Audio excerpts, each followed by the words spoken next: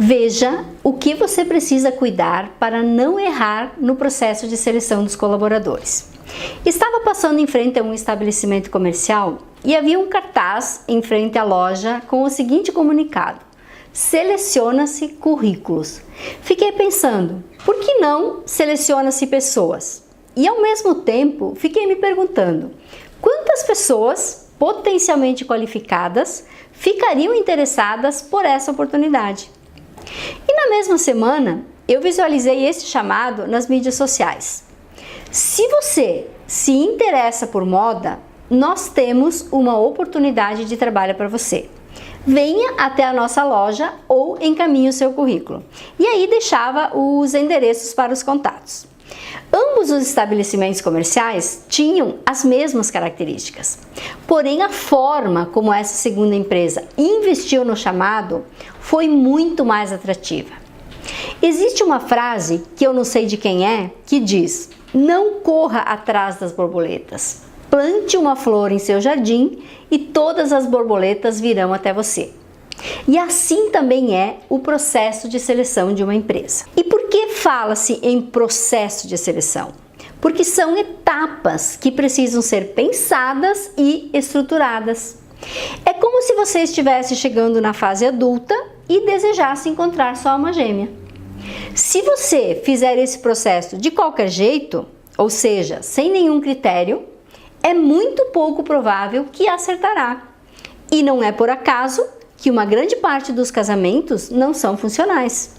Agora, se você tem claro os caminhos que precisa seguir e percorre-os, certamente irá mais acertar do que errar. E quais são esses caminhos para encontrar bons candidatos? Primeiro, você precisa ter claro o que você espera da pessoa ou da função. E quando você contar com mais pessoas para te ajudar nesse processo, tenha isso escrito, pois facilita para quem ajuda. O segundo ponto, divulgue essa oportunidade ao maior número de pessoas possíveis e crie um chamado que desperte o interesse das pessoas por essa oportunidade. O terceiro ponto, dedique tempo para esse processo de recrutamento, pois quanto mais tempo você dedicar nessa etapa, mais você vai ganhar depois que contratar o candidato. É como aquelas corriqueiras expressões que usa-se no planejamento estratégico das empresas, que diz: quanto mais tempo você se dedicar no planejamento, menos tempo você precisará para a execução. É mais ou menos assim. Veja esse exemplo de uma vaga de vendedor. Você pode pensar, mas vendedor é vendedor, não precisa escrever nada.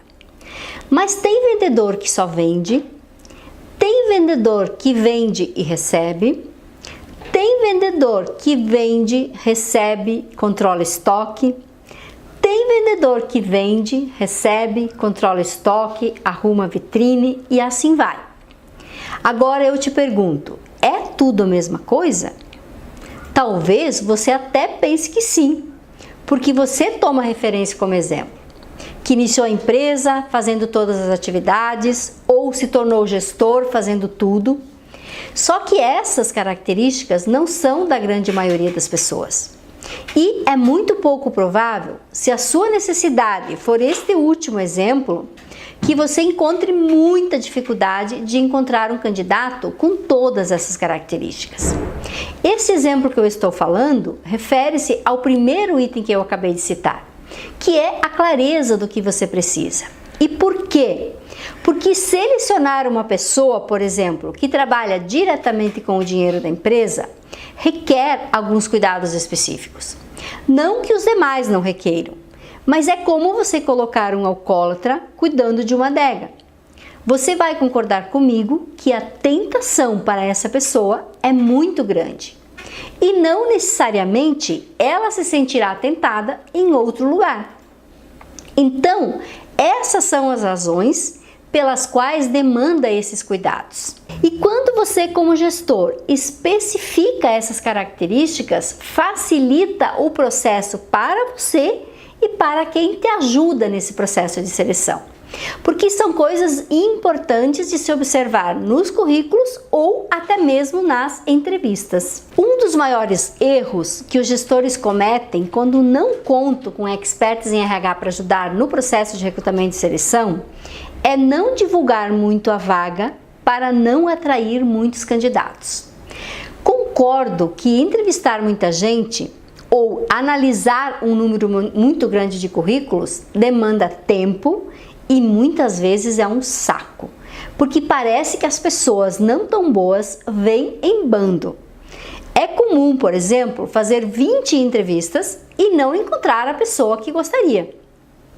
Porém, você precisa ter claro uma coisa: a probabilidade de encontrar uma pessoa boa num universo de 5 é muito pequena. Agora, num universo de 50 é muito maior. Portanto, se você não conta com um profissional de RH para te ajudar, você tem duas opções. Ou você dedica esse tempo, ou você terceiriza. Mas não deixe de investir fortemente nesse processo.